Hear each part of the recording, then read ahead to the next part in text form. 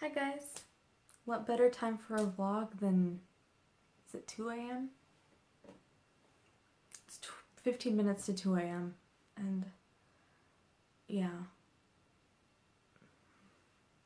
Why am I awake? I don't know. It's a mystery to everyone. I just kind of wanted to talk about something that was on my mind. So I've had many depressive episodes in my life, and I'm not talking about just maybe like a week that I feel just off or something. I'm talking about episodes that last like a month or more. I've had them a lot. I feel like I have at least once a year. That's not true. There are a lot of videos and articles and posts and things and advice and tips on how to survive a depressive episode or survive depression. That's like while you're in the depression. But there's not a lot of stuff about coming out of a depression. Maybe for good reason. Maybe it's just me that, it's not just me, but maybe it's just me that thinks about this stuff. I don't know. But as you guys know, I had a very rough January. Right now it's February 8th, 9th. It's the 9th. It's the 9th. It's Mardi Gras. Anyway, it's February 9th, and this has been like my first week and a half, maybe, that I've felt better. That I felt alive, like I'm finally coming out of this, everything's good. I'm taking steps toward, you know, balancing my life again, finding that balance again. And it's hard. It sounds really stupid and obvious when I say it out loud like that, but it's harder than you'd imagine it is. And I always forget, how hard it is. When you're depressed, you're in this whole other mindset. When you go through a really rough time, it changes you. It really does. Sometimes you don't really see it until, you look back. It's like a little switch that happens in your brain. And that happens. And I don't know if it's probably just like anything, any big change in your life will change you inevitably. So that's like during the depression, the big bad depression. You change, you don't really realize it, and you're finally taking steps toward getting better. And then it kind of hits you like you can't just go back to what you were doing before. And it's a weird thing. So like watching TV, playing video games, and that's all good. I'm not saying it's a bad thing, but that change in me while I was in the depression kind of made me realize that I can't just comfortably go back to that anymore. For me personally, it's kind of my childhood self trying to cope, if that makes sense. See, I've had depression my whole life, since about 11.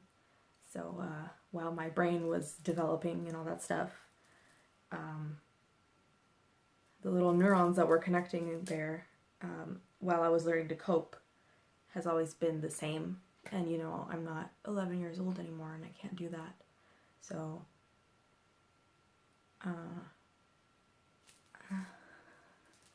I guess, okay, I'm hoping talking about this helps some of you. That's really my main goal, sort of thing, but I also do this as a way to cope.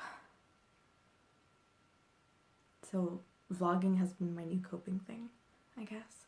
It makes me feel a little bit more in control of stuff.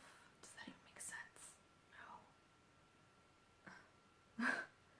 No. It's like journaling, but straight from the brain and out through my mouth, you know? Like talking to a therapist, but the therapist is my audience. Hi. This is weird now that I think about it, but if it helps, you know? And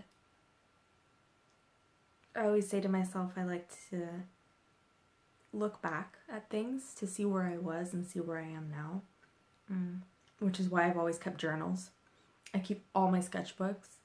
I like watching old videos from when I was a kid and stuff. I love looking back, and not in a like sad nostalgia, like, oh, those were the good old days kind of way. Even though that thought does tend to pop up a little bit, that's not the main reason why I do that. It's because I like seeing how much I've grown since then, or looking back and being proud of myself, of my past self, for things like that I couldn't be proud of then. So yeah, I guess that's what I was kind of wanting to get out, that I'm a changed woman. Thanks, depression. No, but seriously, it would have, I mean, this kind of change happens no matter what. Even neurotypical people will change like this because that's life. But I think it's not really as easy, or there's an extra level of difficulty when you're mentally ill. So yeah, these past 2 weeks have been a lot of me trying to like recalibrate my life and overcorrecting on some things, and then trying to find a balance. And I have still felt that sadness, that depression, that frustration, but at least I'm feeling something. You know what I mean? Like, it's definitely not the same as the depression that I was in, which I thank all the gods for. A big help has been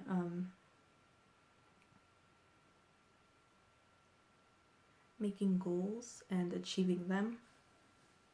And this is probably the hardest thing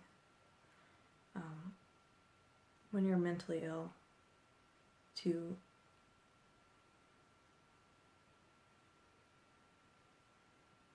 really achieve your goals.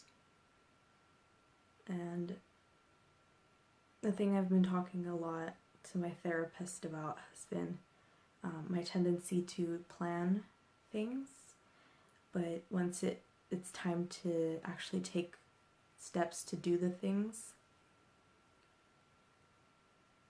one thing or another will stop me. And it's all in my head, but that's what mental illness is. And it's frustrating. But I've been learning to take baby steps, and not just baby steps, but tiny things that you think wouldn't even matter. They add up. They really do. And it helps to see that little bit of progress. It would help more to see more progress, but you know, I'm the kind of person who doesn't like delayed gratification. But whatever. All in all, it's been a hard 2 weeks. February is kicking my ass, but at least it's something. It's a very welcome change. So yeah, that's all I wanted to vomit out into the world. And thanks for watching. Thanks for, you know, all the support and stuff. I really, really, really appreciate it. You have no idea. That has also been like huge for me. And yeah, I should probably get to sleep or something. I don't know. We'll see. Maybe I'll continue drawing or something to make me feel better about wasting an entire month. Except I need that balance. So no. I'm going to bed. It's 2 a.m. It's time for bed. Yeah. Good night, guys. Thanks for watching. And I'll see you very, very soon. Bye. This sounds cheesy as fuck. But it's true. It's 2 a.m. Don't judge me.